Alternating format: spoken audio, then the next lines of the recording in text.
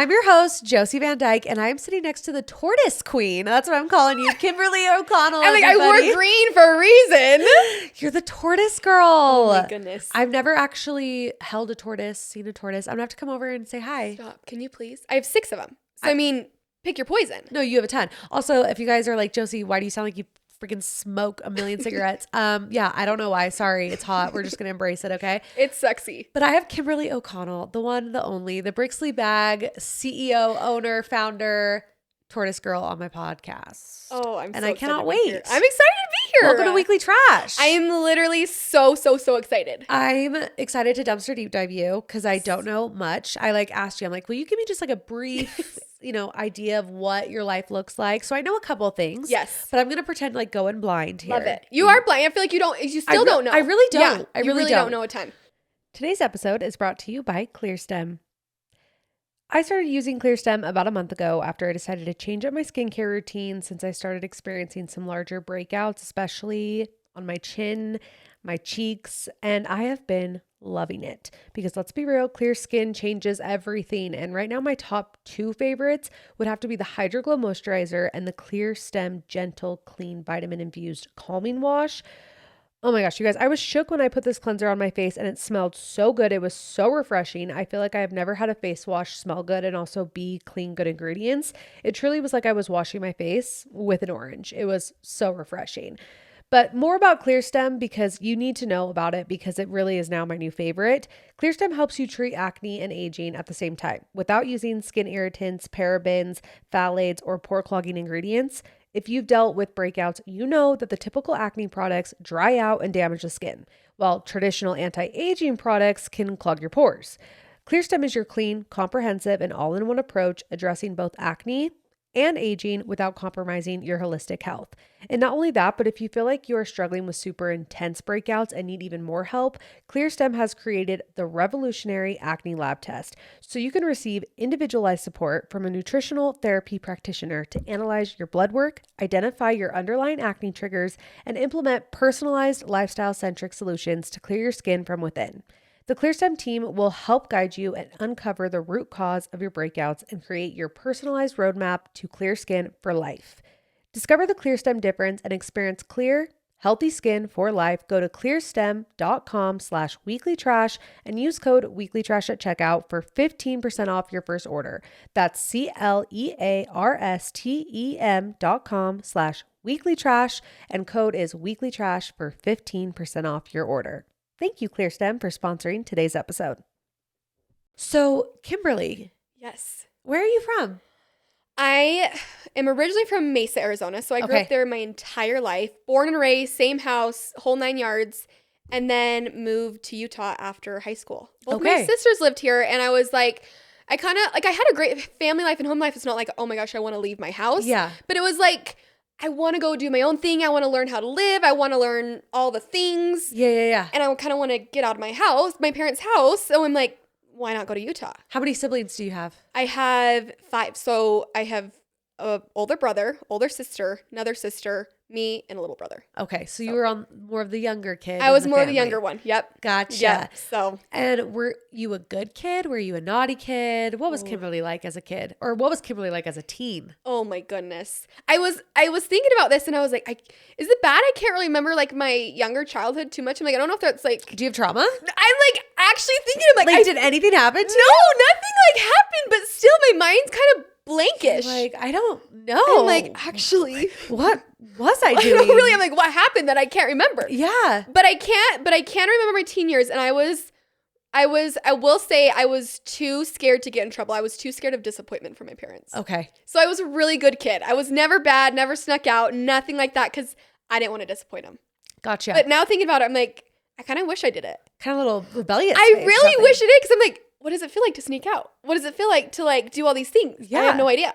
Well, were you raised religious? Yes. Okay, which I'm assuming. LDS. Yeah. Okay. Yeah. I'm yeah. like, it usually I'm like, always yes. is. Yes. It's a member of the Church of Jesus Christ of Latter-day Saints, Exactly. LDS, Mormon, whatever you want Yes. to call it. Yes. So did you ever want to serve a mission? Never. No. And it's funny because people will meet me and be like, oh my gosh, you talk and you're outgoing and all these things. You'd be the perfect missionary. I'm like, please don't send me on a mission. No, because I feel like you would have killed it. That's what people say. you'd be amazing. I'm like, no. I can't leave my family. I can't. I'm such a, not even a homebody, but I'm like, that is not You can't leave your family, but you moved to Utah. Yeah. That's the thing. It doesn't even make sense. Like, I feel like in another life, you probably served a mission. I probably, maybe when I'm with my husband, maybe one day I'll serve a mission. Oh, that could be cute. I was thinking about it. I'm like, maybe I would go to if I got to pick, I'd maybe do Hawaii, because when you're a missionary. If you get a pick, that would be fun. Yes, because when you're a missionary, when you're younger, you can't go in the ocean. You can't do all these things. But then when you're older. Can you go in the ocean when you're older? You can do anything. You can literally do anything. Like, go ziplining, sure, fine, go. When you're old. Yes. I didn't know that. Yes, you can do whatever. There's rules, but there's so it's like no a retirement vacation. Literally a retirement vacation. Okay. So I think maybe Hawaii would be it. Okay. So you moved to Utah, 18. Yes. 18 years old. Right after high school. Small little Kimberly, just trying to figure life out.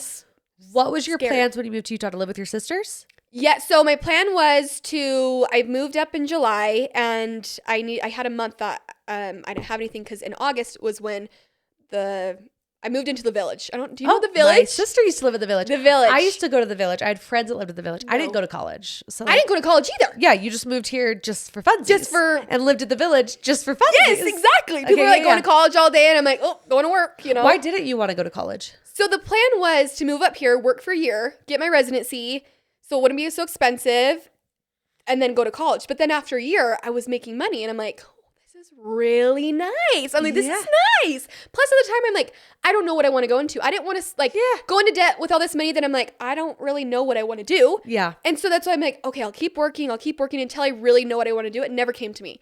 And so that's when I started Brixley during that time, and it was so fun. And I'm like, this is so awesome. Maybe one day I can make money off of it, and here we are.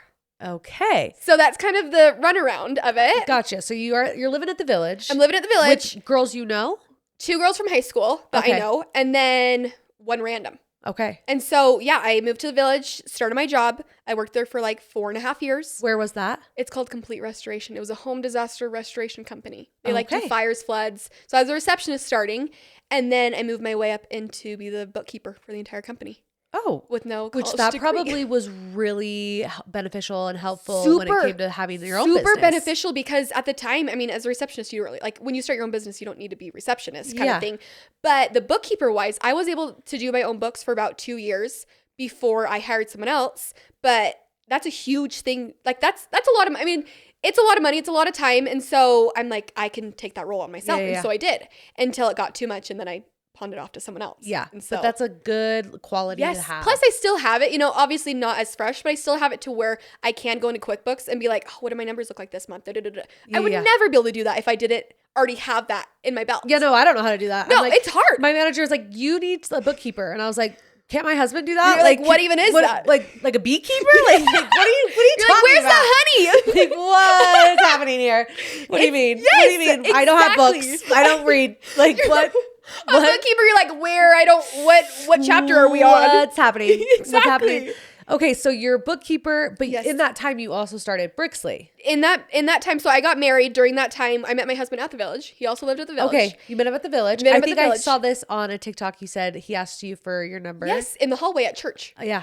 Yes, he was. And you weren't really into it at first. No, I wasn't at all. Were you the type of girl? Because I feel like a lot of girls that are Mormon, they're like, I want to get married really quick. That's how I was. I got married at 20. That was my goal though. Yes. That's what I wanted. Is that what you wanted? Totally, because right after high school, I was never, and maybe because I didn't do anything crazy in high school, when I got to college, I never wanted to party. I never wanted to drink. I never wanted to do any of that. I seriously was like, I want to work and I want to be married. I just didn't have any desire to do any of that. Not that any of that wasn't fun. I'm like, that'd be fun now. I feel like I want to, but it just was never, I didn't care about it. So you've never drank alcohol ever? Never. Not even a lick of it? Not even a lick of it. Well, now you just gotta do it just cause. I'm like, where is it? Where is it? Carly? I'm just Carly! I have no alcohol in this house. So I would but I also I just never had the desire. Yeah. Because it smells bad. And it tastes bad. Does it taste bad? It tastes bad, yeah. So if it tastes bad, I'm like, if it tastes good, then maybe. It's the effects that people do it for. And so, but then also I'm like, once I got my wisdom teeth out once. Not that this is, I don't even know if this is anything. It's similar. Is it anything similar? I'm like, I was this person, I was rage. I had rage in me. I would I wasn't this no, I was like, you were pissed. I was like, I swear if you don't do what I want you to do, I'm pissed at you. It was, Gotcha. I was swearing up and down all the things. And so I'm like, I just never had the desire. And so I don't know where I was going with that. We're talking about why, if you wanted to get married or not. Yes. Okay. So yes, I wanted to get married. And so when I met my husband, I just wasn't that into him. I don't know. Like, you're just like, not my vibe? Well, yes, because Did you have boyfriends in high school? I had boyfriends in high school, and only like 1 or 2 in high school. And then in college, I went on Mutual. I feel like Mutual is a thing. Oh, yeah. So I was on Mutual, and I literally had so many dates. I had to get like a calendar to be like, oh my gosh, Jacob is on Thursday. So many dates. And like Kyle's on Friday. Like I couldn't keep track of it. And so, but I think I had so many dates at one time. And I remember like a couple weeks before I met him, I was like, I'm done. Guys are stupid. I'm done. Let me just like work on myself. Let me just do my own thing for a minute. Let me just be my own person. Yeah. And then I met him, and I'm like, no. I just told you that I can't do this. Like, I just told myself I can't. Yeah. I can't do this. And so then he asked for my number. I'm like, sure, whatever, fine. And then he called me and asked me out, and we went to the ice castles. The only reason I said yes is because I'd never gone. I've never been. It's so fun. It's so freezing, probably. It's freezing. I don't like cold. I'm the same way. From Arizona, like, because I was from Arizona, and I was like, I'd never been, but I'm like, I really want to go, and I feel like this is the only opportunity I have. Yeah. 'Cause I don't want to pay for it myself. Yeah, no. Right? And so he took me, and I had a good time. But then I told him, I'm like, this isn't gonna work out. Like, you're so fun and outgoing, but this isn't gonna work out. And then we became friends, and then I was like, I called my dad one day, and I'm like, Dad, I don't know what to do. He's so fun. He's so nice and all these things. And he's like, just date him. You don't have to marry him. I'm like, you're right. I don't have to marry him. So then I started dating him, and I'm like, oh crap. I gotta marry him. And You're like, I love you, actually. Yeah, I'm like, dang it. I gotta marry you. So how soon after dating was it like, oh, okay, yeah. Yeah, it was like we met in January, engaged in May, married in August. 19. I was 19. 19. He was 20.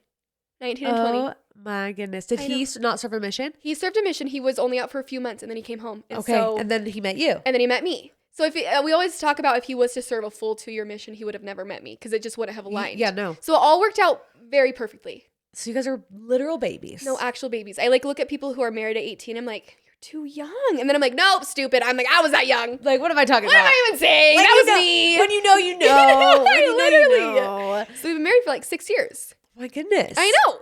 That's wild. So you already had Brixley established at that point then? Not even no. Yes and no. So we got married in 2018.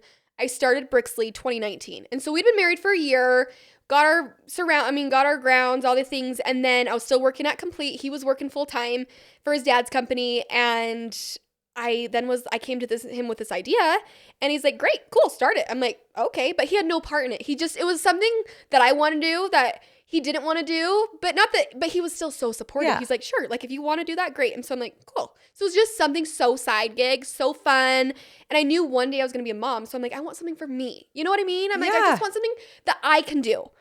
I get it. Literally. I get it. You know how it is. And so that's what I was like, okay, let's start it. And so I started it. What gave you the idea for Brixley though? Like, did you always want to own a bag company?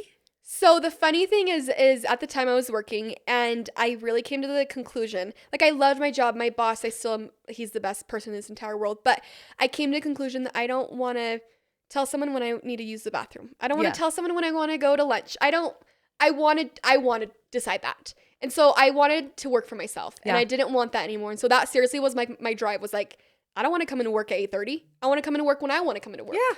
And so that's kind of the drive that it came with. And I remember we went on vacation, and I found out about packing cubes. Do you know what packing cubes are? Yeah. So I found out about packing cubes. I bought some on Amazon. They were so ugly. They were ugly, and they were made of this crappy material. And so I was like, I could make that better. So I didn't reinvent the wheel. I just made it better. Yeah. And so I made the packing cubes better and started selling them, and it was good. And then I started the crossbody, and that went amazing.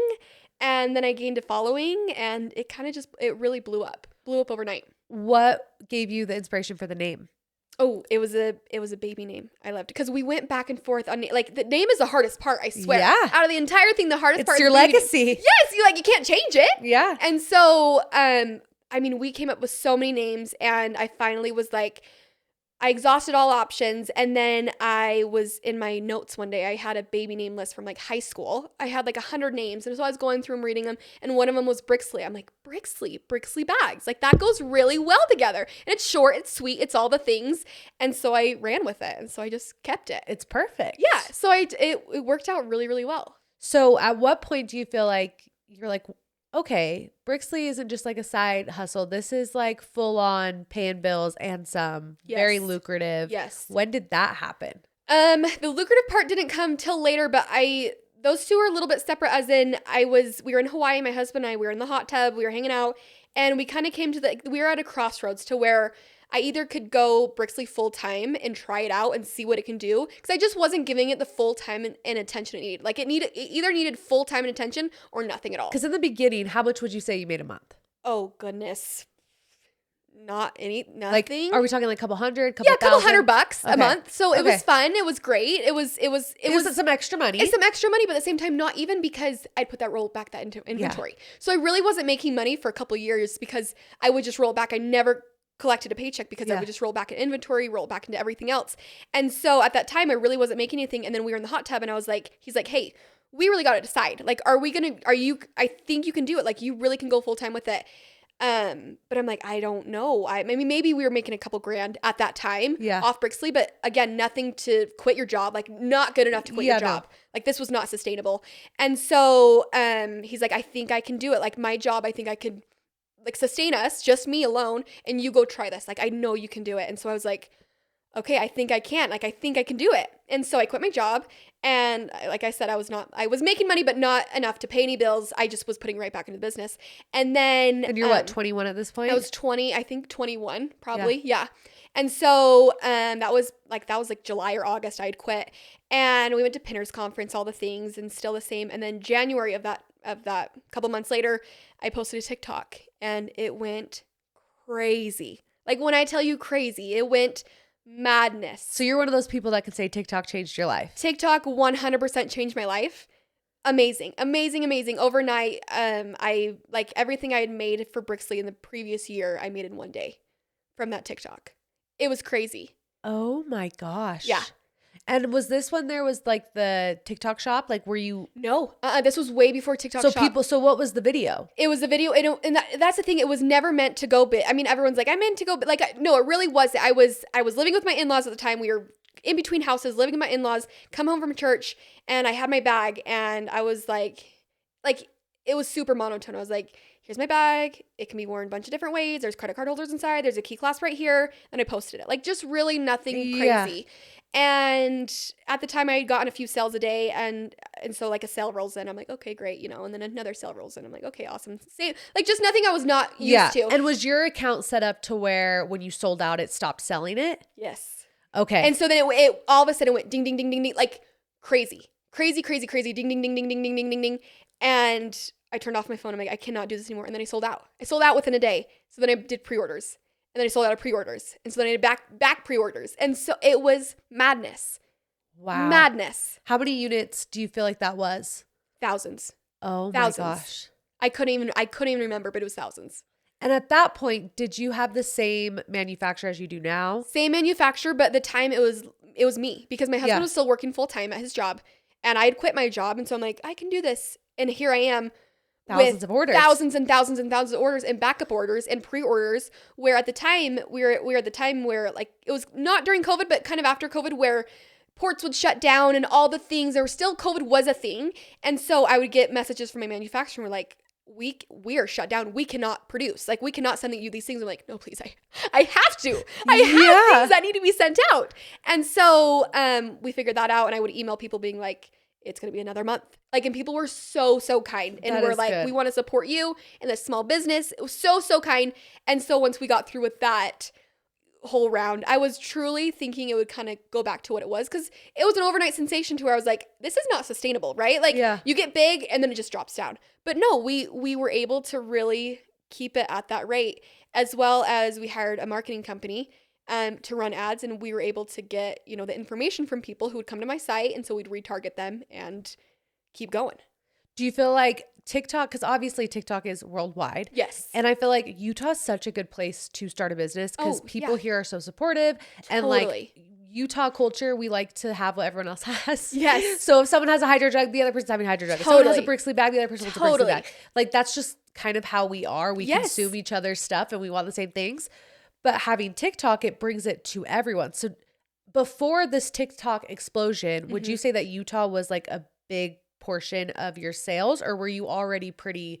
No, I would say Utah was a big portion. Plus, like, Arizona, I think just their Utah, surrounding Arizona. states. Plus, at the time, I was doing some online marketing. So I really do think I was kind of everywhere, but not. But the second I hit TikTok, it was, like you said, worldwide. People were in Australia. People in Australia were purchasing. People in Canada, it was worldwide. And so it was like huge East Coast market, all these markets that I had never been in. And then you start thinking about sales tax and all the things. And so shipping, shipping. Like even with merch, I had to learn all that stuff. Yes. And I was like, this is why I'm never having a company. Literally. It's a lot. It's a lot. I have to pay sales tax. What even is sales tax? I don't know. Yeah. It's all the things. And those are all things you had to learn because you didn't go to college I never went to college. I never went to college for anything. And so it's just truly what I had to learn. What was the hardest lesson you had to learn the hard way, I guess? Did you have any of those, or did you get pretty lucky? Nothing crazy to where I'm like, I can pinpoint one thing, but I still to this day, I feel so lucky. But I think the hardest part is truly like inventory wise. I'm like, for example, I just launched a Whittle Baby Steve, like my tortoise bag, tortoise bag that had a little tortoise on it. And I was like, I don't think I should buy too many because I know there's people who want the tortoise bag, but at the same time, I'm like, if I don't sell out, it's going to be on my website. And people are like, why is there a freaking tortoise on your website? Like, that's weird. So I didn't want to buy too many, but I didn't want to buy not too many. So I bought X amount and they sold out in 2 hours. And I'm like, dang it. But that's like a good problem to have. A great problem to have. And I'm like, I should have bought in thousands. Yeah. But I didn't. And so like things like that where I'm like, I should have bought more. And now it's going to take 3 months to get more. And here I have money in my hand, could be. Yeah. But I'm losing it. But you know what I mean? No, well, it's hard to because if you buy more inventory, it's also cheaper the more inventory you buy. Exactly. So like you also lost money by not getting a bigger. Exactly. All of that. Exactly. It's a whole thing. I think that would be the hardest point is being like, okay, what color is going to sell? Like I like this color, but maybe other people don't. So I would say like the color, the amounts, all the things. I'm like, I hope people like this. I truly do. So at what point did your husband get to quit his job? He just quit last year. Okay. So it's almost been recent. A year. Fairly recent. And was that something he was excited to do? Was it something you were like, no, you really got to, I need help? Or what was that conversation? So he quit last year, but for about a year before that, he was working 2 full-time jobs. He was Brixley literally full-time as well as where he was full-time. Was it with his dad, you were saying? Still with his dad. But it was like he was literally killing himself, actually. Like he would just do so much where it was not making sense. And then it came to a point where I was pregnant and I really needed him. And then I had a newborn. I'm like, I cannot, like, there's no way. But at the time I had like a couple employees, but I still needed a man to move boxes, to run a forklift, all the things that I could not do myself. And so I'm like, we came to the decision where like, you need to quit. Like, I think like we cannot do this. Yeah. And so I'm like, either we hire some guy to do it or some laborer to do it, or you just do it. And so yeah, we do it together.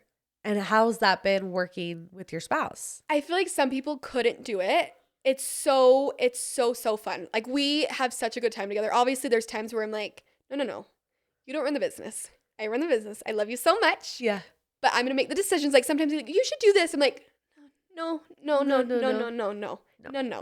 But he's awesome. He's amazing. And he runs the business so well. He's more just like hands-on. Like I'm more social media and everything, the back end, still front end, but he is everything like moving boxes and new shipments and inventory, all the things. And so, but he picks up where I slack. He does the heavy lifting. I'm like, I'm not that strong. Okay, you talked a little bit about motherhood, how you were pregnant. You're like, I need you. Then you have a baby, I need you. Yes. So you do have a son. Yes, I do have a son. And his name is your maiden name. Yes, his name is Kempton. Yes. Kempton. Love. So I was Kimberly Kempton all growing up. And then we were trying to pick out names. And we had a couple names. And I'm like, what if we did Kempton? And it kind of just stuck. So I love it. I know. It's Do you guys fun. call him Kemp? No, we seriously have no nicknames for him. People call him Kemi. Okay. People call him Kemp. People call him... That's kind of it. But you call him Kempton. I call him Kempton or I call him Bud.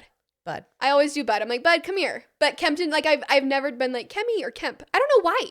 You just like that full name. Also, I think it's also because like when I was growing up, there was no nickname for my last name. So I think I just think of just Kempton. Yeah. But I'm totally, I mean, nicknames are cute. I think I'm like, people call him Kemi. I'm like, great, cool. We love that. We love it. We call him whatever. Were you planning on getting pregnant? Yes. We had a miscarriage like about 2 years before Kempton was born. I'm sorry. No, that's okay. It worked out well. Like not that it was great, but timing was good. And so we had a miscarriage about 2 years before he was born. And then we kind of did life. And then we kind of got to the point where we're like. Today's episode is brought to you by Anew Therapy. Anew is a mental health clinic in Sandy that specializes in ketamine. Ketamine therapy is a breakthrough treatment for those suffering from severe anxiety, depression, and PTSD, among other things. Treatments are administered in a safe and controlled environment by their team of experienced healthcare professionals. Unlike traditional medications, ketamine works quickly. On average, 80% of Anew therapy patients have reduced their depression and anxiety scores by half or more by their last treatment. I am proof of that. Most of you know this if you're an avid listener, but I completed 6 sessions of ketamine at Anew in the end of July. I have struggled with depression and anxiety my entire life and have been medicated since I was 13.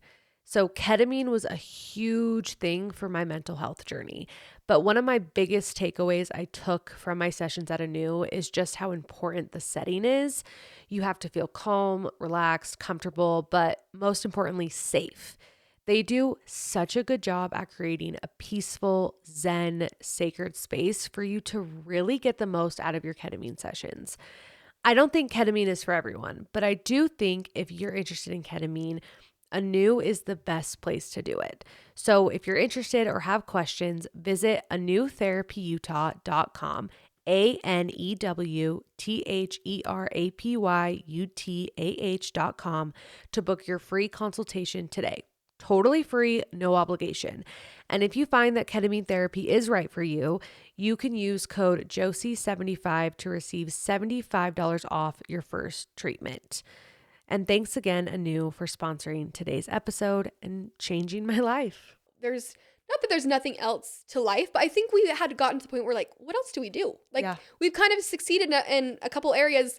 We want to succeed in being parents. And so then we tried and we're so lucky we got pregnant within like the first month. Oh, that's so lucky. And good pregnancy. Horrible pregnancy. Okay, cool. Same. I can relate. Really? Whenever people are like, oh, pregnancy is so beautiful and I love it, I'm like, barf. No. Literally, when people are like, oh, I'm not sick at all, I'm like, no. My head starts to shake. I'm like, I was sick and fat. I was sick from 7 weeks till I gave birth. Same. You were? Yeah. Stop. Yeah, and I was a whale. No. So that's where it made no sense. That's where it was like, I'm sorry? I'm like, I can't have both. Like, don't give me both. No. We're pushing gaining 100 pounds here. No. Oh. No. I'll show you pictures of me pregnant. Did you have preeclampsia? No, but I feel like I did because my water broke at 37 weeks with my first. Wow. And so I feel like something was off there. But maybe they just didn't catch it or something. My feet were literally the size. No, you probably did. I'm not a nurse or I don't know any of that. But looking back, I'm like, something was off. Something was wrong. Really? It was not okay.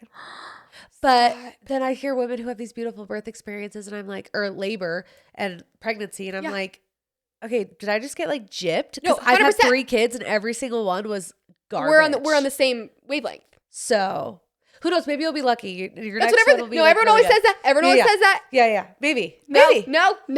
Maybe. If I believe that, then I'll like start to believe it and then I'll be sick again. I'll be like, oh, pissed. But was your birth better? No. Okay, same. Okay, cool. So we're even. So I was sick the entire time. I was just not like, I just wasn't myself. So I wasn't happy. I wasn't excited. I wasn't any of the things because I was so sick. And then I gave birth and I pushed for 5 hours. Oh my gosh, same. And then I had a C-section. Oh, no, not same. I'm so sorry. Okay, yours is worse. You win. Here, you get the prize. Here's your golden trophy. No, I'm like, yes. You're like, no, you yes. win So I worse. pushed for 5 hours and the doctor came in after 5 hours. I don't know why the doctor didn't come any sooner. And at the time, he was whatever way he wasn't supposed to be, either sunny side up or something like that. And so the nurse I pushed for 5 hours and the nurse was trying, like had her hand in me and was trying to turn him the other way. He had like bruises and like blisters on his head from her like turning and like bloody. So sad.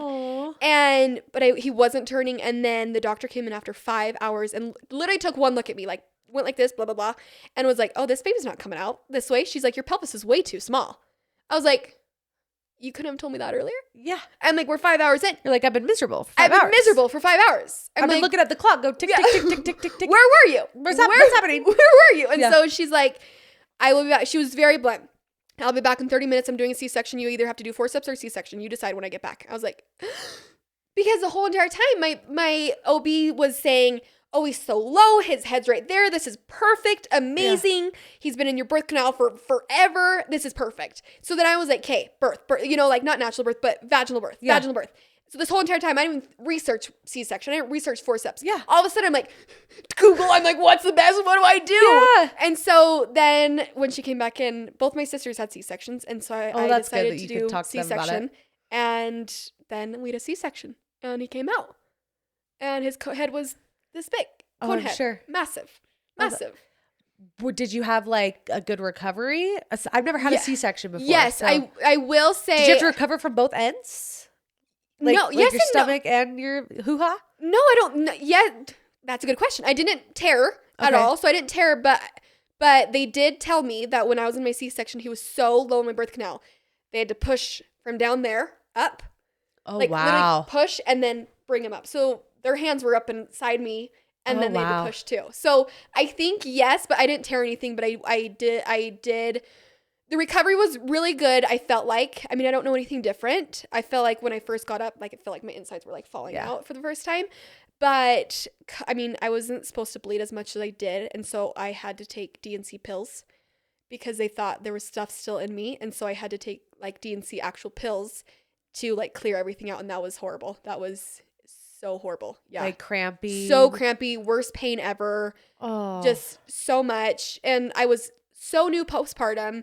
Could barely walk, and then here I am having to go to all these ultrasounds, and so I went to an ultrasound so they could see what's kind of going on, and I had just had this fresh C-section, and that's exactly where they had to do the ultrasound stick. Oh. So it was like, my husband like passed out during it. I'm like, you're not even the one on the table. Like, what are you talking about? What are you doing? Why are you upset? Like, why are you passing out? I'm the one in pain. And so it was really hard. And so the thought of like getting, like being sick again and going through all the things, I'm like, oh, I don't know. But I'm like, I want more kids. But then I'm like, I don't want to do that again. I can't do that. I know. It's hard. It's hard. And like, I do feel like women do forget at one point. Yes. But it sounds like you may not be at that point yet.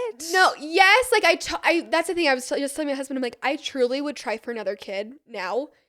But the trauma of it all is still so fresh.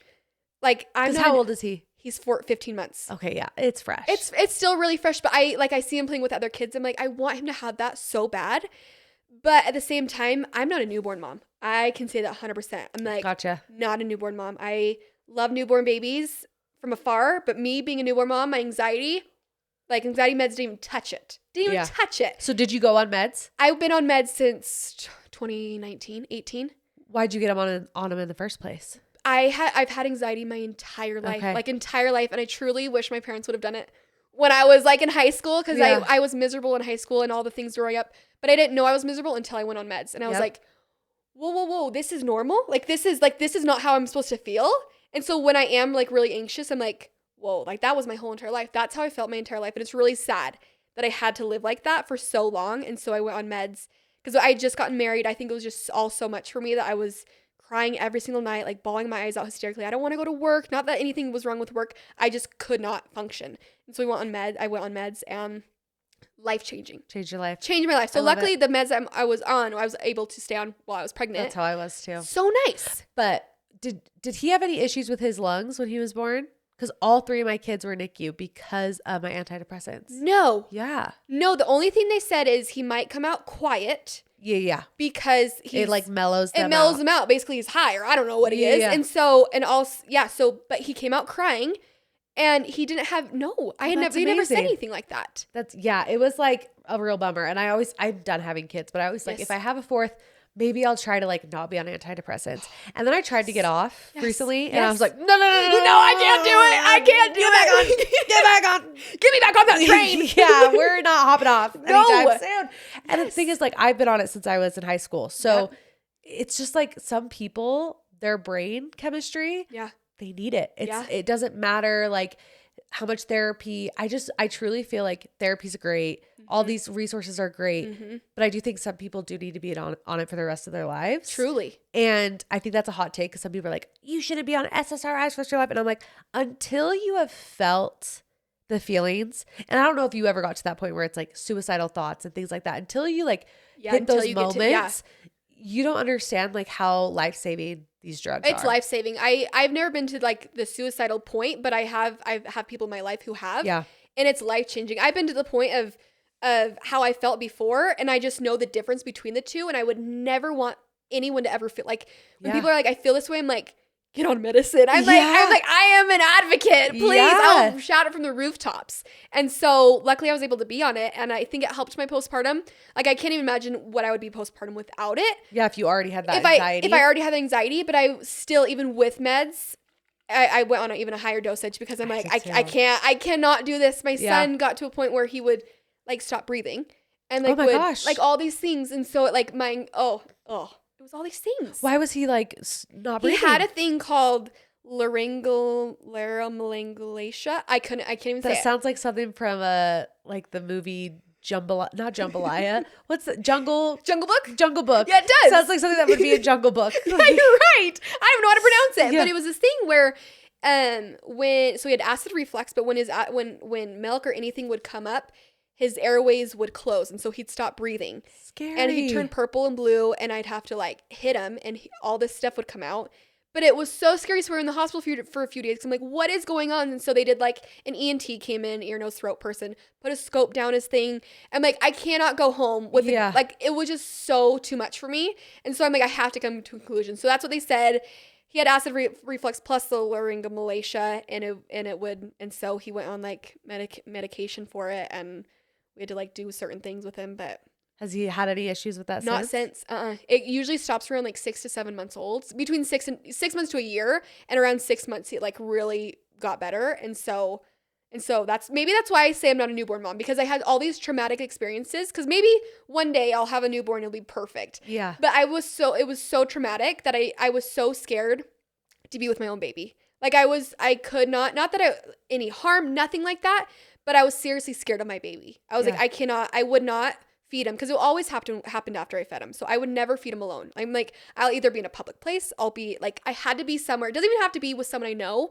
I had to be somewhere in case something happened, I could pawn him off. I don't know. It was just my thoughts. Yeah. Just all my thoughts. And so I had such bad anxiety postpartum. And then when he turned about 6 months, it started becoming, I tell people, I'm like, I didn't love my baby for about 4 months. Truly. Like I can say that so certainly, that I did not love him for about 3 or 4 months. And then after that, I'm obsessed with him. He's the best thing ever. And so that's why I'm like, I'm a toddler mom. He's 15 months, just starting to walk, and it's so fun. I'm obsessed with him. We love that. We love him. But being a mom and also owning a company is a lot. So much. So how soon after you had him, because it sounds like those 4 months were really hard. Yes. How soon did you go back to work, and like, what did you have a nanny? Because I know you have a nanny now, Lexi. Shout out Lexi. But like, what did you do? Yes. So so I was still social media. I still was doing all the things so I could do it from home, but I didn't really go back into the warehouse until about 6 months. I think he was about 6 months old. And that's when I hired my sister. Actually, I was texting her one day. I'm like, I don't know. I'm too scared to have him with anyone. Yeah. I need someone who knows kids. I need all these things. And she didn't have a job at the time. And well, she owns her own business, but didn't have a job. And so she was like, I'll be his nanny. I'm like, okay, but this needs to be like a literal thing. It's not just you coming to watch. Like I will, like you're being paid. This is a job. Like we're going to treat this as a job, not like, oh, Aunt Brooke's going to come and watch you. No, it's like a legit job. So she still comes and watches him. Oh, nice. Monday and Wednesday. And so it's been almost a year. And so Monday, Wednesday. And then it came to the point where she wasn't doing Mondays at one time, but Mondays were our busiest days in the warehouse because you have all the weekend orders, and I needed to be there on Mondays. And so that's when I found another nanny, which was Lexi. And so I actually have 2 nannies. So Amazing. my sister comes, and then so my sister's Monday, Wednesday, and then Lexi's Thursday. How do you handle mom guilt? Do you get mom guilt? Did you ever feel guilty having a nanny? Because I think a lot of women probably need a nanny, whether they work or they don't, or they have whatever it is, but the guilt keeps them from getting one, and then they just work themselves to death. So much mom guilt. Yeah. So much mom guilt. And still to this day, I get mom guilt, obviously, but really a lot in the beginning. But I go to therapy, and my therapist was like, she didn't talk me off a ledge, but she kind of was like, listen, like, how amazing is it that your son gets to see this amazing woman have this amazing business and succeed in all these things. She's like, not a lot of kids get to see that. Get to see these parents who are running this business and doing all these things. And so she's like, that is so amazing that he gets to grow up like that and see entrepreneur parents and all these things. And she said all these great things. I'm like, you're right. You're so right. And so, but also the thing she told me was the thing that helped me the most, I would say, is when you are home with him, you need to be 100% him. No more work. Yeah. 100% him. But when you're at work, you need to be 100% work. Don't think about him. Don't do anything with it. You need to be where you are is what you need to be 100% in. And so that's what I do when I'm at work. I try to turn it off. I try not to think of him. Yeah. Obviously I can't, but I try to be 100% in my work. And then when I'm home, I'm 100% mom. And so that's the best thing that I would say. Yeah. But I still get mom guilt. Oh, all the time, especially like when he's sick.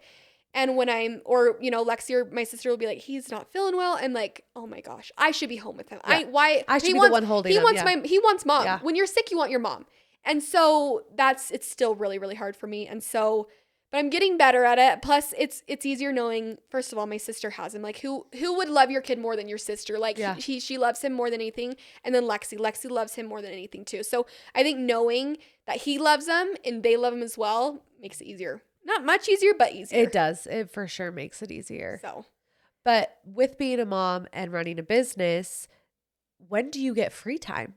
Like what? I'm like, you know that answer. Like never. But like seriously, what do you do for you outside of work and motherhood? That's a good question. I'm like thinking, when was the last time? No. What do I do? What do I like? What do I do? What do I like to do? No, my husband and I go on date night every single Saturday. Oh, that's amazing. Every single Saturday. So it's very routine. Very routine. Doesn't matter if we just need to go down and go to Olive Garden. Like we are getting out no matter what. So that's very my routine. He goes to bed. My Kempton goes to bed at like 7. So after that, like we watch shows. Like that is very much our time. Like let's watch shows. Let's binge. Let's do whatever we need to do. Yeah, let's rot on the couch. Literally rot on the couch. And then, when I have my nannies on Monday, Wednesday, Thursday, and not every single time I'm full-time work. So I'll go get Botox one day. Yeah. That's a hobby. That's a hobby. So I'll go do that. Or I got like filler in my nose the other week, Wait, filler in your nose? Yes. I gotta show you the before and afters. You need to show me the before and afters. Oh my gosh. Because I've seen that on TikTok. Oh no, it's a thing. And I was like, that's crazy. I want to know. Okay, wait, let me see your side profile. No, because listen, it's gone down a little bit. I'll show you it. Okay, but like what is it? It was like super. It was like a really big. Okay. And then it came down, so there was like a bump. Did it hurt? It really wasn't bad. I mean, it basically is like the needle of Botox. Yeah. It did feel it's like crunchy. Yeah, because it feels like when they pop a zit, like the. Yes, it's like. Yeah. I'm like, ooh, but she didn't. That's like bone and like cartilage. It is. Yes, it is. So it did hurt a little bit, but I like want a nose job. But my husband's like, no, I love your nose and all these things. And so I'm like, let's try this first. And I loved it. Yeah. And so it like lasts for like 2 years. I'm like, well, it's cheaper than a nose job. A lot cheaper. And the recovery is a hell of a lot better. Instantly you could see like results. Yeah. She's like, oh my gosh, I got to show you the before and after. Okay, I cannot wait to see. It's crazy. That's crazy. Because your nose is so cute. You're very But kind. like when did you say you last got it? 2 weeks ago. Okay, so it's fresh. It's fresh. It's very fresh. And so, yeah. So that's what I do is I go get Botox or I go get... You go take care of yourself. I do take care of myself. I get my nails done once a month, but nothing like crazy.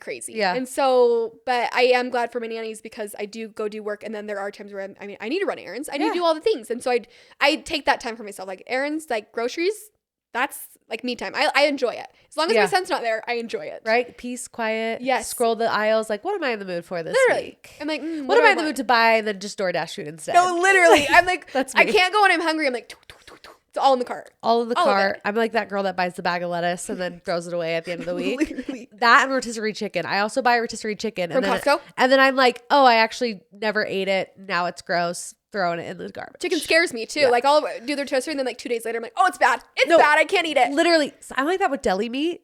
Yes. Like people I'm a brat. I cannot get like the deli meat in like the cheese section. Me and you. I have to go to like the butcher and they cut it. We pay like $10 more for the. I'm like, I don't want this slimy, disgusting. I can't. No. We're literally the same person. If it is not cut by a butcher in my eye, like I'm not eating it. I better see that. I'm not eating it. No, like when people like go eat like Subway sandwiches, I'm like, that's just, do you see how nasty and slimy that turkey is? Or like you'll be at a family event and they'll like bring the turkey and you have to, I won't eat. I would rather go hungry. No, I literally won't eat it. I'm so bad. My husband thinks I'm the biggest brat because he grew up in a family that like always bought that kind of turkey. But my family never bought that kind of turkey. But I'm not eating that. And like I didn't come from a rich family. My dad is just like a chef. Like he loves good food. Amazing. And so he was like, that's caca. We're not going to inhale that. We're going to have something else. So I was spoiled with like my appetite and my taste buds. And so I'm like, that's not happening. Like, no. We're not eating that. But the problem is I always order too much always. turkey. Always. And then I end up feeding it to my dogs. And I'm like, these spoiled actual bitches. Just kidding. They're males. So they're not female dogs. But like, they're literally getting deli meat all the time. But then I swear I order too little. And then I'm mad at myself. Yes. And then I order too much. It's like there's never a perfect amount. A pound or 2 pounds. A pound. Never a perfect amount. Never a perfect amount. Never. What's your go-to turkey? I do the honey maple turkey. Oh, no, I'm honey smoked. Oh, you like the smoke? Honey smoked. Okay. I know. Honey maple? The honey maple. Is it very sweet then? It has like a sweetness to it. Oh, maybe I'll try I that. also have. Where do you go for it? I like Harmon's preferably. I wish there was a Harmon's near me. But yeah, I guess you don't I'm need in to share Mapleton. Oh, you're all the way I'm in Mapleton. do you want me to cut that out? No, it's fine. Okay. Yeah. Is that where you're building your dream home? I'm building my dream home in Lakeshore. You don't even know where Lakeshore is? Where is that? Do you know where, you wouldn't even know where Benjamin is. Do you know where? Is it like where Mona is? Do you know where Spanish Fork is? Yeah, I know where I used to live in Springville. Look at that. Back in the day. I'm surprised you don't know. Surprised you don't know. Okay, so you'll get off Spanish Fork. Sorry to interrupt, but today's episode is brought to you by Spearmint Love. Spring is finally here and Easter is just around the corner. Whether you're planning adorable Easter basket surprises, a family brunch, or just want to freshen up your little one's wardrobe for the season, Spearmint Love has the sweetest spring styles to make every moment extra special. You guys already know how much I love their super soft bamboo and organic waffle sets, but they have a bunny print that is seriously so cute for Easter and spring. It's a must-have for Easter morning or family photos. They also have classic pink, blues, and neutral tones for the perfect spring refresh. And if you're looking for sibling matching sets, they've got you covered. Spearmint Love has all the cutest spring and Easter outfits and the softest high quality fabrics. Spearmint Love is more than just a baby boutique. It is a trusted name in the baby and family space, loved for exclusive aesthetic collections and premium essentials. From their headquarters in sunny Arizona, they ship fast so you can have your seasonal favorites right on time. Visit spearmintlove.com and you can use code WEEKLYTRASH for an exclusive 25% off your order. That's right, 25% off. Use code WEEKLYTRASH at spearmintlove.com. And thank you, Spearmint Love, for sponsoring today's episode. And instead of going left towards Mapleton, you go right towards the other mountain, not the pretty west. mountain. You go west. It's West Mountain, exactly. Okay. And so that's where we're building on 5.5 acres. What even brought you down that I know, way? like random. Because you're not from here. No. Is your husband from that area? He grew up there. Okay. He grew up there. That makes sense. So he grew up in that ward. He grew up all the things, but I swore, like, on my grave that I would never live down there. I hated it down there. Yeah. Like, hated it. I'm like, this is not my country. Like, I'm not country. Yeah. I lived in houses. I need to live by a Harmon. Literally, I'm like, I need to touch my next door neighbor. I'm like, what if I need sugar? Yeah. What? I'm not going to run 5 miles. Yeah, no. You won't see me running. No. And so we lived with his parents for a little bit because we were going to build, we bought an acre in Mapleton. Okay. And so we were going to build in Mapleton. We were right in that transition. We were about to build.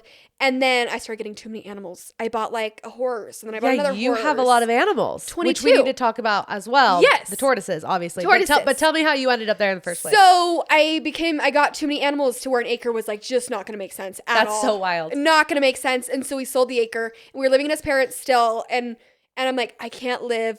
Like his parents are so amazing, so awesome, but I couldn't live there any longer. Like you can't live with in-laws for forever. I just can't. Yeah. For my mental capacity, I could not. And so we bought a house during that period where we're like, okay, we're not going to live in Mapleton.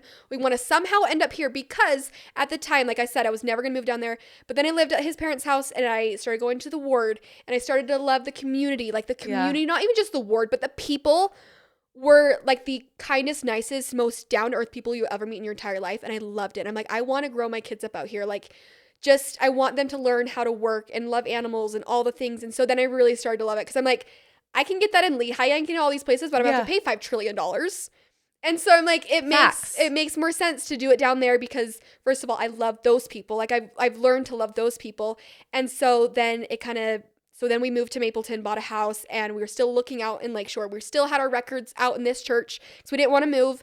And Ethan had been talking to some guy for like 3 years, and he finally was like, yeah, I'll sell you my 5.5 acres. And so we bought it, and then we designed it, and now we're building. Who is building it for you? His name is Riley Snelson, RS Construction. He was like, he doesn't even have a website. He's only referral based. Like, literally, we were out there, we're like, who's going to build our house? And we talked to all these big builders, but they had never built in the county. So we're in the county. So we're like on septic. We're on well. Like, it is like legit country living. I feel like people are going to watch this and be like, that's nothing compared to what like country actually is. Yeah. But to me, that's country living. And so like we're on septic, we're on all these things. So all these builders were like, I think I know how to use it, like do a septic. And so Ethan's like, no, I need someone who, like, this is actually a huge part of the entire process. Yeah. And so Riley is very confident and builds all the houses out there, who's very confident in septic and sewer and all those things and wells. And so we decided to do him, and he's the best ever. And you keep saying this is your dream home. So does that mean like this is going to be forever home? Like you want to live there for the rest of your life? I hate the word forever. It scares me. I'm like so like scared. Like that's why I won't get a new nose job. I'm too scared of commitment like that. Yeah, it's scary. It's scary. Like that's forever. And so I don't want to say forever, but no end in sight. Gotcha. No leaving yet because we put too much money and too much everything into this house. Building a house is not an easy task. It's a privileged task. Oh my goodness. It's a task that everyone wants. Oh, I'm so grateful. But it's one that it's a lot. It's hard. It's a lot. Until you truly like are in the custom building process, you don't understand like how it is. Because we've built houses before. Yeah. But it's like, hey, pick from 10 options. Yeah, it's specs. I'm like, yes. Yeah. I'm like, yes, that one looks good. Where I'm like, now I got to pick from 5,000. I'm like, I don't know. Eeny, meeny, miny, mo. Like, that's how I'm doing it. Well, you don't really know how things are going to look. Do you have a designer or someone to help you? No. Oh, wow. No. My mom helps me, but like, she's not she's a designer, but not like a designer. She just does it for fun. And she lives in Arizona. So I'm like FaceTiming her. I'm like, she's like, I can't see the color. I'm like, I don't know. I don't know. I don't know. And so that's why, and so I don't have a designer or anything like that because I just didn't want to spend the money. Yeah, no, I get pinch the penny so you can get your dream home. It's expensive. It's already expensive. No, I get it. Like that front room when you walked in, like I hired someone to help me with this front room. Yes. And it's like, I could do it all myself, but I was like, no, like I want someone to help me, and like paying someone for a front room was expensive. I can't imagine my whole house. An entire house. Exactly. That's how I was. I need to be a billionaire for me to get my dream house. Yes. Literally. Like that one room is going to be the representation of what I want my whole house to look like, but it never will. Yes. So I know exactly what you mean. Like the kids will not be allowed, like no one go in there. Don't even touch it. That's the fancy furniture. That's the expensive shit. Don't go in there. I paid too much for this. I'm going to get like a baby gate, put it in front of the wall. No one go in here. Do not enter. It's like a museum at like the Met with like a rope. Nobody. You're like, where's your token? Come in. No one. Ages 18 and older only. No drinks, no food. Nothing. Shoes off. Shoes, all the things. Hand sanitizer, all the things. So that's how, so that's so exciting. We're so excited. We move in like next month. What's the thing you're most excited about with the house? Other than like it being done? Yes. Having my animals, finally. So my animals, people are like, where do your animals go? Where do they live? So like I said, his parents live out there as well. So they're on 5.5 acres as well. So our animals, like our farm animals, have all been there for like a year or almost 2. And so we have to go back and forth. And so I'm so excited to literally walk outside. So every day, do you have to do that? Twice a day. Twice? Yeah. So it's like 20 minutes. Do they have any animals? No, they didn't have any animals. Okay. No. So actually, Ethan just bought his mom a pony for Christmas, but that's it. That is a bougie, cute little Christmas present. Yes, because a pony. Why a pony? Why not a horse? Because a pony. She can't ride a pony. Unless she's under like 120 pounds. No, it's like 40 pounds. So why the pony? Why a pony? So he bought her a pony because she had all our animals. So she would go out every single day, love on them, do all the things, and then we took them from her basically. Yeah. And she was so sad. She would cry and be so sad that she didn't have any more animals, and she just loved to go out there and see them. And so she loved our ponies. We have ponies. Okay. So she loved our ponies, and she's not too old, but she's older, so she doesn't want to ride. Yeah. And she has grandkids, and so not that she wanted a pony, like she would never ask for anything in her entire life. Daddy, I want a pony. Yeah, I want a pony, Daddy. Yeah. No, but she was, so he's like, let's get her a pony. And so I was like, sure, great. And so he bought her a pony, and his name is Clyde. I love that. Before we talk about animals, you guys give a lot. I'm noticing because you give your mother-in-law a pony, your Australian friend, you got him a car. Yes.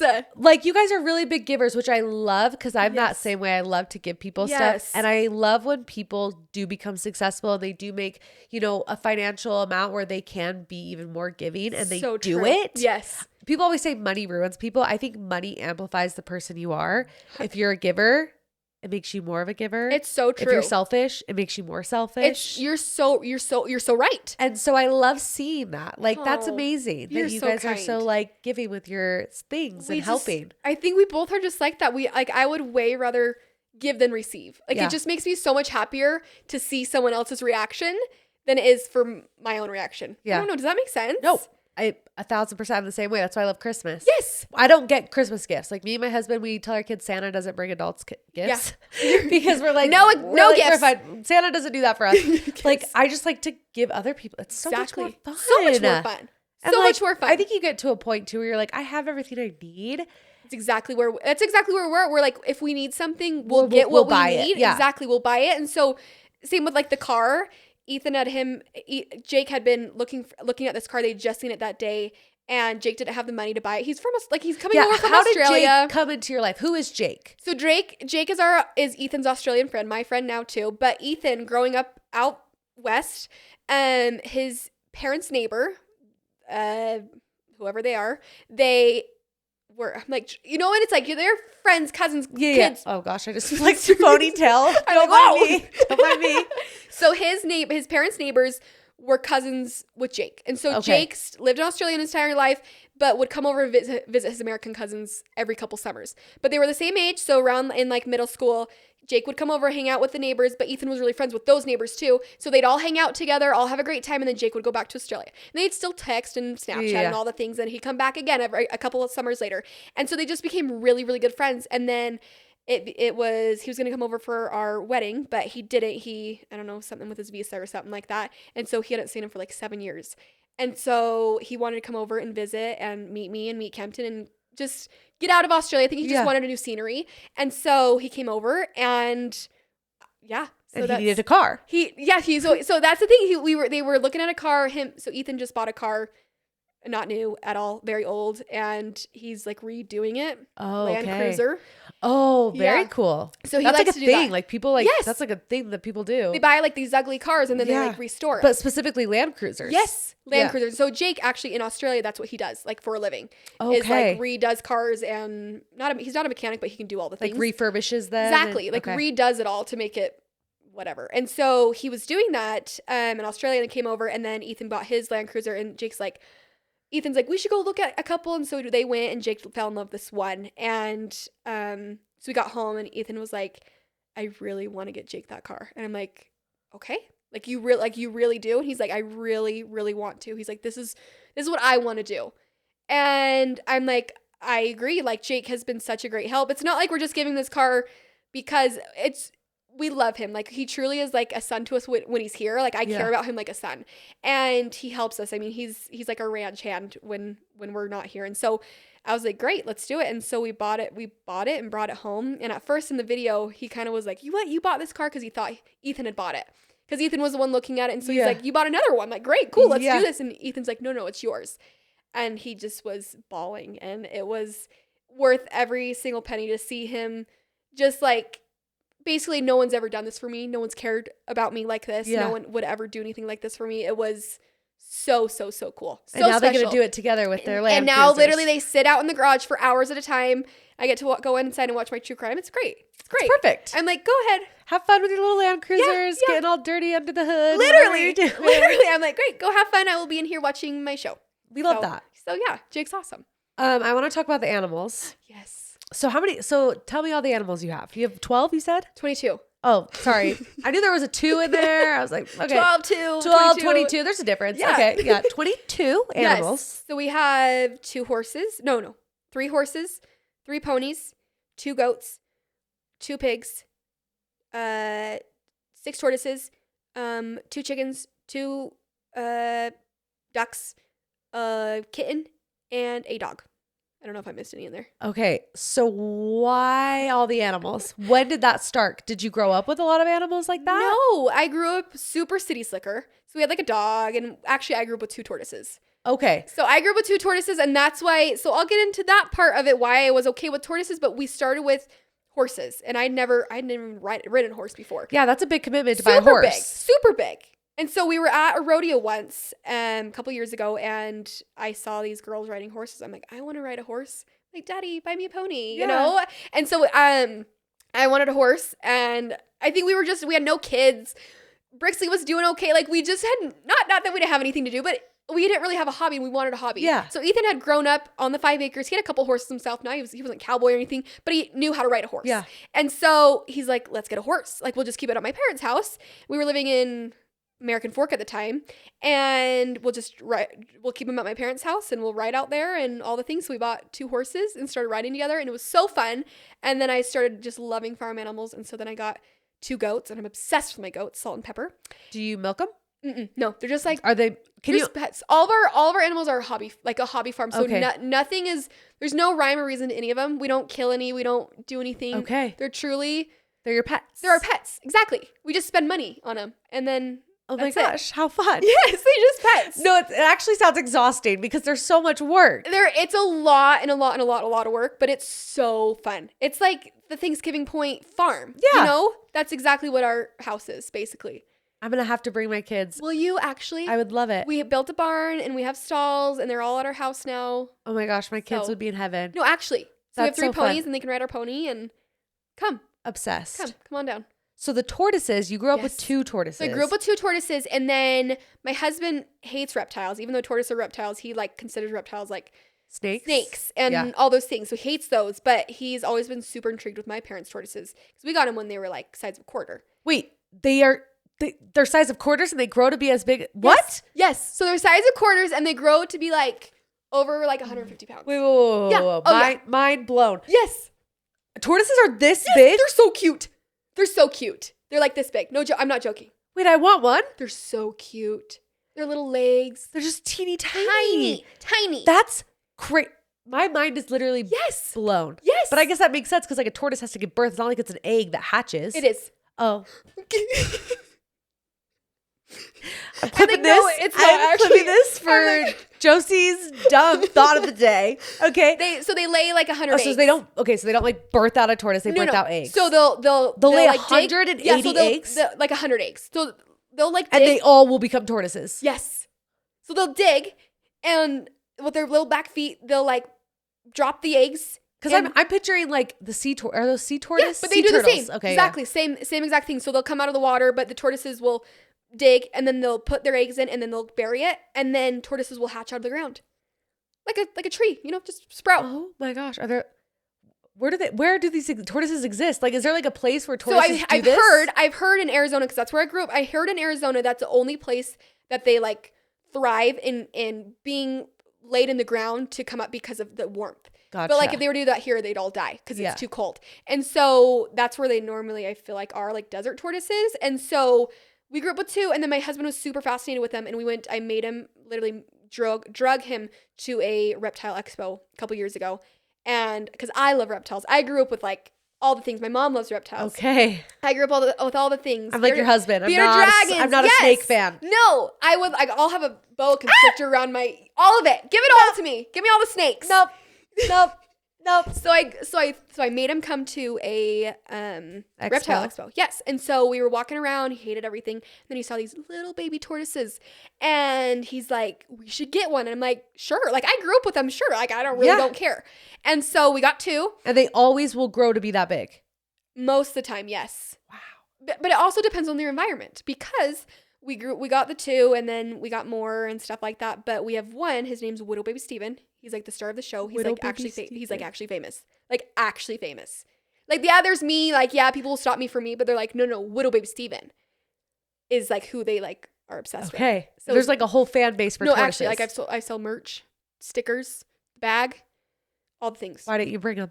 I should have brought them. Will they just like sit? Like, they will just like do nothing. Will they just like poop and pee everywhere? They will poop and pee everywhere. Like, Widow Baby Steven is notorious for peeing. Like, if I hold him, he'll just pee. Widow Baby Steven. Widow Baby Steven. Okay. Okay. Yeah. So there's little baby Steven. There's little baby Steven.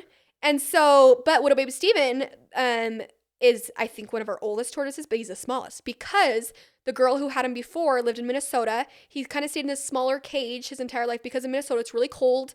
And so he didn't get the sunlight he needed outside. And so he stayed pretty small. So it really is like their environment. And so you can like shrink them if you wanted to. I guess. Like that's abusive. Like I was going to say that's a little abusive. But yes. Like, so they really, it's like the happier and they are, the bigger they are. Exactly. So unless they get their growth stunt. Exactly. So like little baby Steven, he started out really small, but since being with us and being outside and all the things, he's grown. So people will even see him be like, he's growing. Like they're so excited because that means he's like growing up.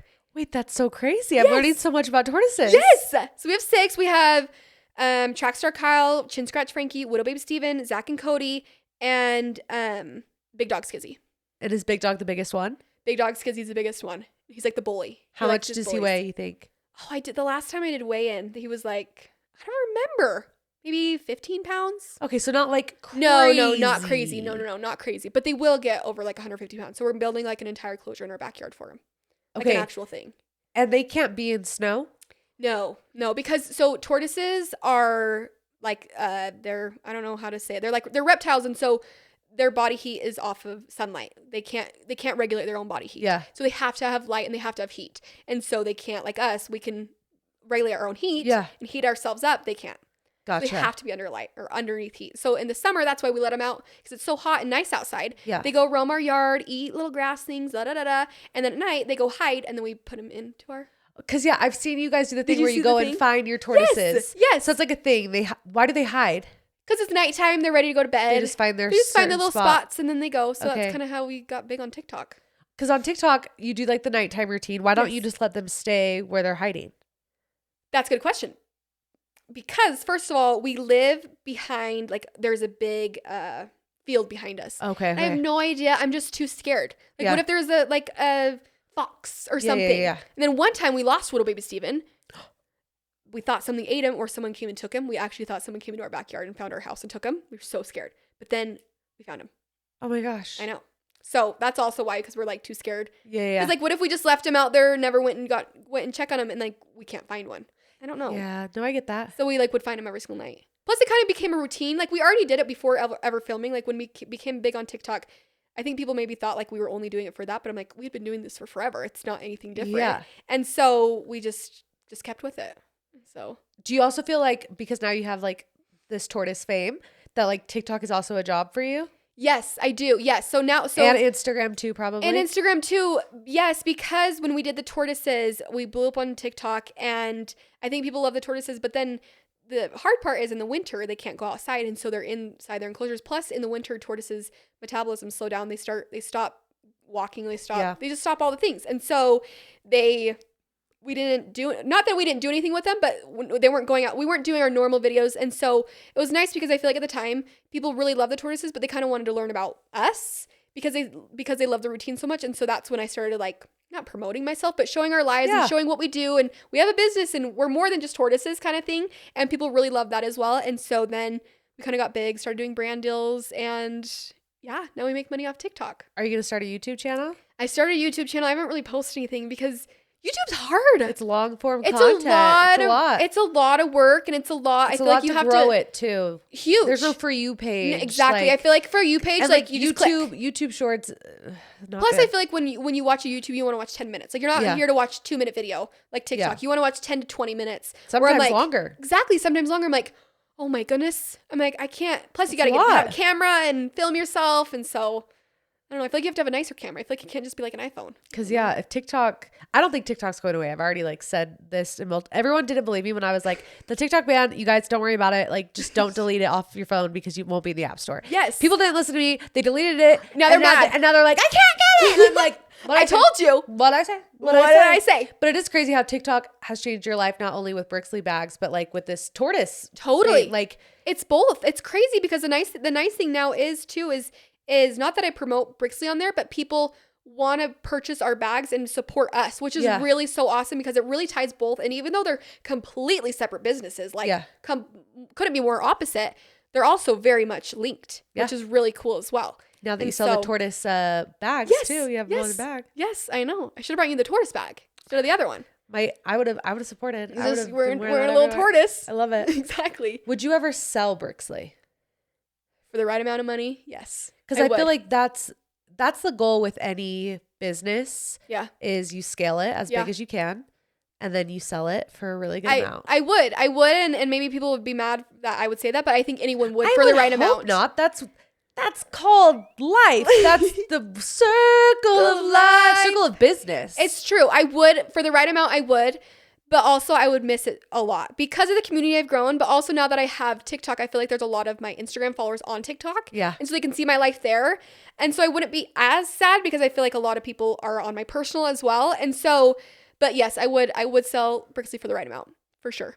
Anyone listening? And I'm like, $50 million. Like who? Like, we would love to see it. Well, thanks for letting me dumpster deep dive you. Thanks for having me. But before you leave, you have to do Trash Topican. Okay. So you're gonna grab that little trash can and you're gonna pick a topic out of there and we'll both answer it. Okay. Topic question. I think they're all pretty G rated. Okay. So We'll see. You seem like a PG. No, don't get that. No. You can ask me anything. I'll answer. Okay. I'm not scared. We'll find out. This one's boring. No, I'm just joking. I'm joking. What is it? Favorite family tradition. Oh, does your family do traditions? Tons.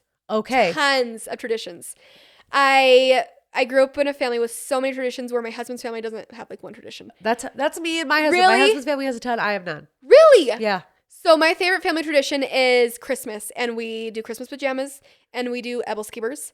They're like, you do what? They're called Ebelskivers, and so Ebelskivers? I think they're Ebelskivers. What is that? It's like they're kind of like mini pancakes, but I think they're like German pancake thingies. Oh, okay. They like look like little balls, like little pancake balls. Okay. So we do that. So it's food. It's food. I was like, I have no idea what you're talking about. You don't even know what that is? Come on. Yeah. And so yeah, we do that Christmas Eve, and then we do pajamas, and we do letters to Santa. So we put the fireplace on. It's like a wood burning fireplace, and we write our wish list to Santa, and then we put it in the fire, and he reads the smoke and gets us Christmas presents. Oh, so they're like cute, normal traditions. Yes. Okay. Nothing crazy. Okay. Like I said, my family doesn't have traditions. My husband's family, my father-in-law. Oh. Tradition. I'm scared. Traditions are his cup of tea, okay? And they're strange. Let me hear one, please. Okay. This one I feel like you'll appreciate because I saw that you go to BYU games. Yes. Like, Yes. You're a BYU fan. We are BYU fans. So my father-in-law, huge BYU fan. Okay. I think I've shared this in a solo episode before. So if you've heard this, sorry, but I know most of you haven't. So every year for his birthday, since my husband he's kind of like my son. True. No, he's a big boy. But ever since he has 7 siblings. Oh, wow. Ever since they were little, and it was because he's the second oldest. So him and his older brother, before all the other kids, they would go for his dad's birthday, and for dinner, they would do a picnic at the BYU stadium.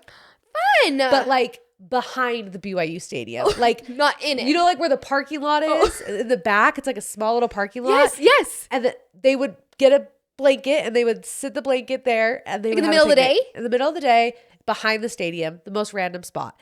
Then after that, there's more. I guess one time one of the boys, either my I keep wanting to say my son, my husband or his brother, they had to pee. Okay. And so they like did this thing where they like peed in a bush, and now every birthday, I'm scared. We all go and have a picnic behind the BYU stadium. Please don't tell me you pee in the bush. And all the boys stand. No. They don't actually pee now. Some do. It depends if they have to pee or not. Every single year they take a picture peeing on this bush. The bush is like dead? No, literally. But that's not it. That's not all we have to do. Oh, we're not done. We also eat the same thing every single time. What is it? It is a everything bagel or an onion bagel with cream cheese and the nasty deli meat. No. You eat it? I eat it. I'm respectful. That's very I'm respectful of the kind different of cultures. That's you know, very kind of you. I eat it. And then sun chips, grapes, and then for dessert, instead of a cake, it's Twinkies. No, sorry, Blair, if you're listening. Ding dongs, not Twinkies. Ding dongs. Then there's more. We do a walk around the entire stadium. And you know where the cougar is? Oh, yes. Every year we take the same picture in front of the cougar. First it's the whole family, and then it's one of him and my mother-in-law kissing, and everyone goes, ew! It is like to a T, like the exact same thing every single When did your husband tell you year. about this? Like, were you married? He's like, I don't want to tell you until we're married. So then you're like, no, locked? we were dating. And it was his dad's birthday. Oh, no. And his brother texted him and he was like, are you bringing Josie to dad's picnic? And Caleb's like, I don't know, like, should I? And he's like, I wouldn't. And he's like, well, this is like the test. Like, this is it. This is it. So you're sworn into the family at this point. I think we had been dating for 2 months. Oh my goodness. And I was like, okay. So he's like, oh, we got to go to my dad's birthday Your picnic. thing is just like a picnic. I'm like, oh, picnic at the park. Yeah, like, oh, easy. I'm like, BYU Stadium. That's kind of weird. We pull up.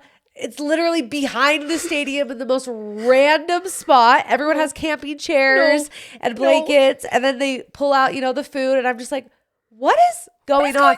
And then sometimes, not all the time, they do have a song for the ding dongs. Can you sing it? Was it the ding dongs, or did I say it was ding dongs? You said doing ding dongs. Ding dongs. It's ding dongs. Yeah. I can't remember the song, but it stems from another tradition. Okay. Like, there are so many traditions. Actually, I think I posted, there's a Twinkie song. They have a ding dong song and a Twinkie song. That's why you got mixed up. Yes. But there's two, because the Twinkie song is for when missionaries get home from their mission, they have Twinkies. And you know the song Scripture Power? Yes. It's Scripture Power, but it's Twinkie Power for those who obey. Twinkie Power, sing hip, hip, hooray. We filmed it when my brother-in-law came home from his mission. I'll post it for you guys all to watch. Please. But yeah, traditions of my in-laws are next level weird. Invite me to the next. I love you, Blair. I love you, Blair. I love you, but they're strange. Like, there's more. Like, I could go on for days. You could have a whole podcast. I could have a whole podcast about my father-in-law's traditions. Please do. If you ever come to their home for dinner. Yeah. They make it so everyone has to eat, youngest to oldest. Women go first. Exquisite, his beautiful wonder of light, which is his wife, which is that's what he calls her. Oh, okay. He'll give the same speech. I hope he's listening to this. He's not, because this is not his cup of tea. But like every single time he goes, okay, youngest to oldest, ladies go first. My exquisite wonder of light gets to eat first. And then he'll ask one of his kids, he'll be like, and why is that? And then they'll have to respond and say, because she's your beautiful, wonderful wife. No freaking way. Every time. No, without fail. Like, we all know what's going on, Blair. We've been eating here for 20 years. What if it's like only one person? Does he still do it? He still does it. And it's even weirder when there's new people, because they're like, what's happening? What do I say? And I remember the first time I ate dinner there, I thought it was like a joke. You're like, they're doing this because I'm new. I was like, okay, like whatever. And I like got in line. He goes, you're not the youngest. He did not say that. Like, no. So I was like, how old are you? How old are you? And so like I had to literally get in the line. No, it's crazy. I would have been like, I'm so sorry. I'm so sorry. It's I'm so sorry. So wild. But it's like, once you know him, it's so funny. And actually, a couple of my listeners had him as a seminary teacher, because he was a seminary teacher and he was a professor at BYU and UVU. So a lot of people have to have a sense of humor. So a lot of people who listen like know who I'm talking about, and they get it. They're like, okay, this that's makes Blair, sense. you know? Yes. But like, if you don't know him, it's like, that's wild. Like, he loves his traditions. And I have to say, like, it's made me want to have more traditions, because like seeing how his grown ass kids still do these weird traditions because they know how special it is to him. I'm like, that's sweet. I really like sweet. It. It's traditions are it's strange, but it's sweet. Because my husband, his family really does not do traditions, but I do, and I'm like, they're special. They are. They're special. Those ones are unique. They're unique. Very unique. But still really cool, because when he passes on, those are still in the family. It's still like such a good memory, I feel like. Oh, he's one of those people where like his funeral will have a million stories to share. I love that. Because he's never going to die. No, never. But like, yeah, some crazy traditions. I remember when I wrote that one, I was like, oh, whenever this one gets picked out, we got a story. I'm popping off. Like, it's my time to shine. Like, we got some. But yours were cute. Mine are just simple. Yours are normal traditions. Cute. I wish I had a crazy traditions. We should start a crazy. Let's go home. Let's start. I am home. But like, you go home, you start a crazy tradition. Yes. I guess you kind of have a tradition, because every night you go and get your tortoises. And tradition. You should make one where like every night you have to like kiss your tortoise like on the nose at a special place on the nose. Because I mean, I'm gonna have him for 150 years. No, he's living past me. Like, what happens when the owner of the tortoise dies? They're in our will. So who will get him? Kempton. Okay. What if he's like, To be honest with you, I think it's up to him. Maybe he'll sell them or something. That's kind of sad. Do tortoises cost a lot? Grown ones are more than baby ones. A baby one you can get for like $100 or $150. Okay. Like grown ones, I think they're like more, but they're not like crazy. It's not crazy, but like there's certain ones, there's albino ones that are like not white, but like a lot lighter. They kind of look white, but they're not. They're kind of cream-ish. Okay. And they're like thousands. But my husband wants one of those. I'm like, okay, calm down. No, you should get one. Add it to the. He wants to. The He wants posse. to so bad. I love it. So I'm like, we can't have 7. I'm like, 6 is an even number. 7 is just You have a full-on farm now. Get 12. Get as mean, many tortoises as you possibly can fit in there. Literally. Stack them up. It's just, Can you stack them? Will they stack? they're like round, so they kind of They'll like wobble. Okay. wobble I need a to come bit. see them. Will you come see I them? need to come see Come them. see them. I'm going to bring the whole fam. I want to see the whole house. Yes. When do you think you'll move in? February. That's so exciting. So soon. So soon. They just got Camdenton today. Floorington was last week. It's becoming a home. It's actually becoming a home. I know. I love that for you. I'm excited. Well, thank you so much for taking out trash and letting me dumpster deep dive you. Thank you for having me. I'm so excited. You're the best. I hope you guys have the best week ever. And don't forget to take out your trash. Bye.